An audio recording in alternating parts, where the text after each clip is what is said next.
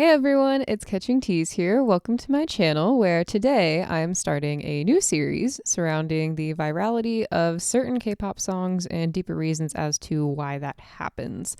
This is an idea that I had because I think it's really fun to dive into the psychological side of K-pop because there's a lot going on in K-pop stan culture, so I'm going to be analyzing not just the song itself, but also the general concept, industry trends, and any other situational factors at the time that could influence why people took such a liking to a song.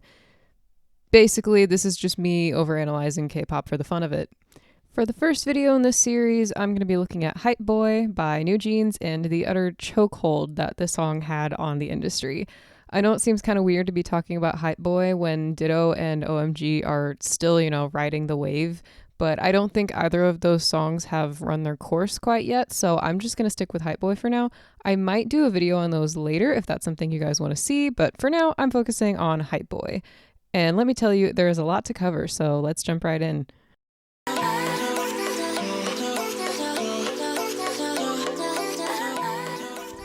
Okay, we're going to start with some general background, start broad, and then narrow things down as we go on. Hypeboy was released on July 23rd of 2022 by NewJeans as their second pre-debut single after Attention 2 days prior, and it went on to be the second track in their self-titled debut EP alongside their two other songs, Cookie and Hurt. The music video was released in 5 parts, an intro including the instrumental and some concept material with text messages and links to the 4 other videos at the end, and the 4 different versions of the music video telling stories about each member hanging out with the other girls and interacting with one person from outside the group usually. I just want you on my phone right now, I just want to hear mine. I want to take some time to discuss their company because I feel like Hybe's history with girl groups is something of note here. 2022 was quite the year for Hybe, especially in the realm of girl groups. Because the company started from Big Hit, which only ever debuted a single girl group that failed, people were anxious to see if they could successfully debut and promote girl groups with the new expansion into Hybe. The answer seemed to be a resounding no in May of 2022, the month in which Source Music, a label under Hybe, both disbanded G-Friend, a well-loved and successful group out of the blue, and fumbled with the debut of LE SSERAFIM. I'm not going to go in depth with all of the controversy around LE SSERAFIM at the time of their debut, because that would be a whole video in and of itself, but I will quickly list off some of it. So first and foremost, there was the Garam bullying scandal and the ensuing hate train, in which they failed to protect their idol or save face, which usually you can at least do one. There was also the suggestive choreography during the bridge with a couple of minors that had to do it. There was Lim Woo-young fans accusing them of cheating for their win against him on Music Bank. There was an entire police investigation that happened because of it. Recently concluded there was no cheating. There were G-Friend fans accusing LE SSERAFIM for being the reason that G-Friend disbanded. I saw some people accusing Hybe of favoring the IZ*ONE girls because that's something that people were keeping an eye on after IVE's debut. And that's not even mentioning the song itself, which got some raised eyebrows from how minimalist it was. Honestly, there's probably more, but I can't even remember. There was just so much happening. So what does all of this mean for NewJeans? There's a lot of buzz around Hybe girl groups, and not a lot of it is positive, meaning that a lot of people will be wary, but ultimately want to see them beat the odds and not encounter controversy. Unfortunately, that didn't happen, which leads me into the next section.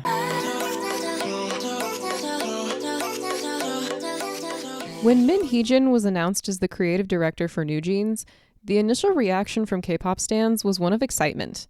After all, she was the one behind iconic SM company concepts such as FX's Four Walls and Red Light, EXO's Call Me Baby, Love Me Right, and Monster, SHINee's View and Replay, NCT's Seventh Sense and Cherry Bomb, most of Red Velvet's concepts. Honestly, the list goes on and on. As much as I hate to admit it, the woman is a creative genius. And I say as much as I hate to admit it because of some shadier things that came to light. It was revealed that in her studio, she had on her walls a collection of photos depicting women who played roles that played into fantasies of unwanted fans of the playground. And while all of these women, except for one, were over the age of 18, you have to admit it's still kind of shady. The one woman who wasn't over 18 is Brooke Shields, an actress who was one of the most sexualized minors in the history of entertainment. Like, this girl played a prostitute at the age of 11. So, yeah, it's bad. The particular picture in Heejin's studio was from a Calvin Klein photo shoot of jeans where Brooke said, "What comes between me and my Calvin Kleins? Nothing," without knowing what it meant. Considering the fact that Brooke also says that she doesn't regret her career, it's not looking great for Heejin. It gets even worse when we add in some of her work at SM. Remember earlier how I said she worked on some of Red Velvet's concepts? Well, one of those was Ice Cream Cake, and the lyrics for that song are, I'm gonna be honest, really bad. Like, the euphemism is even more on the nose than the one in Blackpink's Ice Cream, and Yeri was a minor at the time, so people were understandably concerned looking back on that. She also allegedly told Taemin to keep his chest looking like a young boy for his solo debut, which is just a very weird sentence. There were many other accusations, some of which turned out to be false, but there was enough that was true to paint a really bad picture of NewJeans' creative director. All of this, combined with the fact that people were already cautious about NewJeans because all but one of the members were minors, the youngest at 14, yeah, people were not happy. However, it meant that there was even more buzz around NewJeans and their debut. And all publicity is good publicity as long as you can minimize the outrage enough for people to still stream the music. I just want you, call my phone right now. I just want to hear mine. And continuing with the outrage, let's get our last controversy out of the way.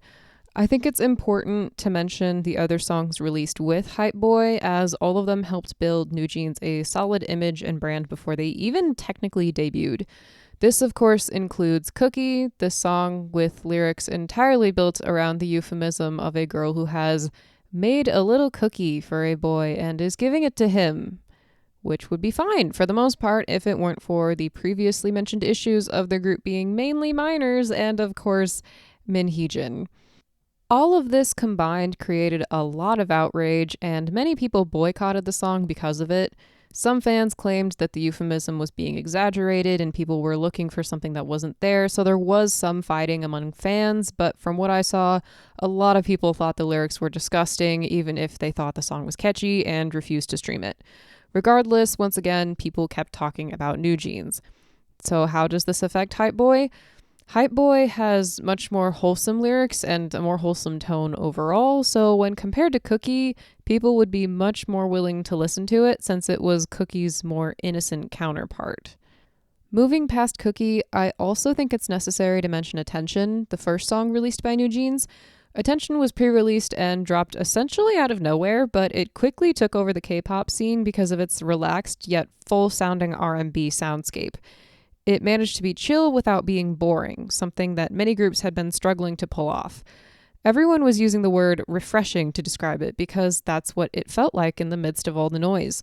A breath of fresh air, a cool glass of lemonade on a hot day. People were immediately interested in the sound of the group, which meant people would be more inclined to check out their other songs as they came out. The release of Hypeboy, merely days after Attention and before the full release, served to keep the hype and keep people interested. But of course, a good song isn't enough to be viral in K-pop.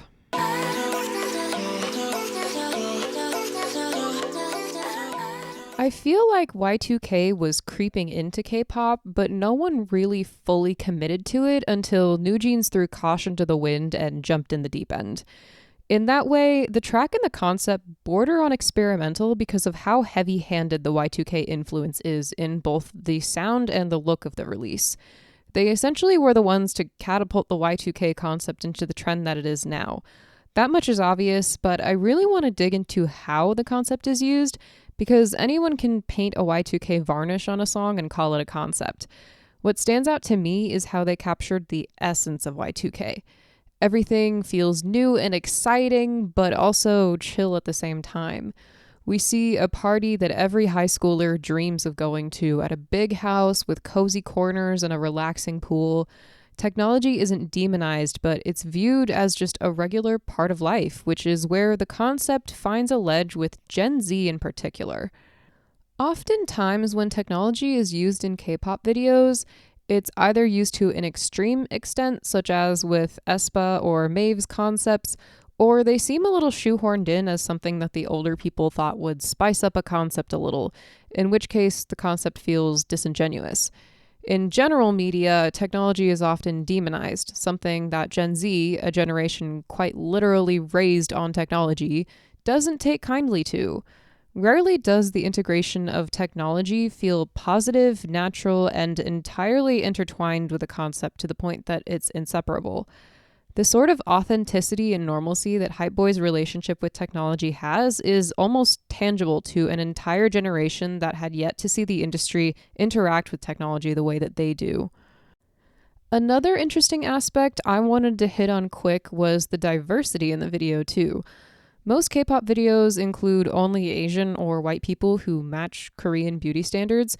Rarely is a more diverse cast used, and if it is, then it feels very pointed, and so this sort of casual diversity in the stories told in Hypeboy is another aspect that I feel sets it apart. Watching the music video, I literally had a moment where I went, wait, is that a black person? Because I had already seen half the video and I was just now realizing that not everyone was Asian, which I think is worth pointing out because it makes the video stand out more, especially to an international audience. I just want you, come on phone right now, I just wanna hear mine. Releasing multiple music videos was a brilliant move by their team. And again, it's the way it's executed that makes it so successful. Each video has a separate storyline, but each story is intertwined with the others. Each video has its own unique set and outfits, but also includes some of the same shots as the others. They're similar enough to feel cohesive, yet different enough to feel distinct, which draws fans or casual followers in to watch each one and observe the interweaving plotlines. And a big note here, watching each of the videos means that people are repeating the song over and over again. With how much of a natural earworm the song is, this makes it even easier to stick the song on repeat in people's subconsciouses.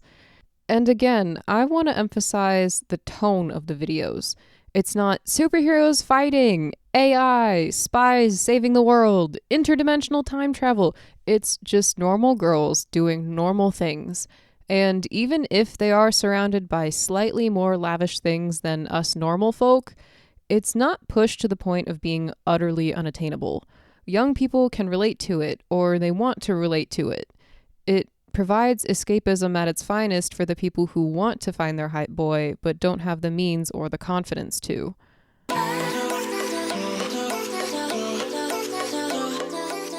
Along the same lines, the lyrics are easy to resonate with talk about suddenly falling in love with another person and almost begging for them to reciprocate. While this is a common theme in music, what sets Hype Boy apart is the sudden swells of confidence followed by ebbing and flowing insecurity. We go from maybe I could be the one to heard I'm sensitive lately to I just want you, call my phone right now to old days gone by like a dream to you're my chemical hype boy to no way I can sleep. Paired with the quiet and tentative delivery at the start of the pre-chorus and exploding into the long, loud, and wailing lines of the chorus, I think it perfectly encapsulates the sudden mood swings of youth and the desperation to make the most of it once you realize how fast it's fading. It's dripping in bittersweet romance and nostalgia. This moment is temporary, so I want to find something that's permanent before I'm forced to grow up. I want to feel like something is forever, and maybe you could be the one. Past the meaning of the lyrics, the mechanics are also interesting to look at. Looking at the language split, it's about 50-50, but the English drives the chorus and ties off many of the lines in the verses. This makes it catchy enough for international fans to sing along without neglecting their Korean audience. There are also a lot of words that drag out on vowels to make it easier to follow. So think like the start of the chorus, and also we can go ha, I. In general, the song has a lot of repetition. Like the second half of the song is almost copy-pasted from the first half with only a couple of alterations, so the simplistic structure aids in the catchiness as well.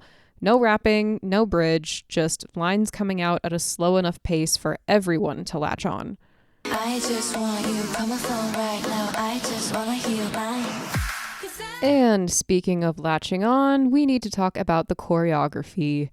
Keeping in line with the simplicity of literally everything else about the release, the choreography stood out when placed next to other fourth generation groups. In a generation where the expectation is either break your back or dumb it down for TikTok with nothing in between, it was surprising to see a technically pre-debut group at the time come out with something that was in the middle. While it's simple and relatively easy to catch on to, it moves around too much and isn't clear-cut enough to work as a true TikTok challenge. Instead, it's complex enough to make you feel accomplished after learning it, while still being easy enough to be accessible to a large audience. It serves to look like a group of friends hanging out together and just having fun. That type of energy is infectious and something that I think K-pop has been missing and, quite frankly, craving for quite some time now, which is evident in all the idols who covered the song and helped to popularize it. So that's my analysis of what caused the hype around NewJeans' Hypeboy. This video actually took me a lot longer than I thought it would. There was a lot more research involved than I thought there'd be, and I was kind of kidding about the whole overanalyzing thing in the beginning, but I guess that's not really a joke anymore. But yeah, that does it for this video. I hope you enjoyed, and thank you so much for watching. Let me know if there's anything you think that I missed or any other viral songs that you would like to see me overanalyze in the comments below. As I said earlier, I am planning on this being a series, so give me any recommendations you have so I can add them to my list. Also, if you like the video, please drop a like and subscribe to the channel as it really helps me out. Thanks again for watching, and I will talk to you all next time. Bye!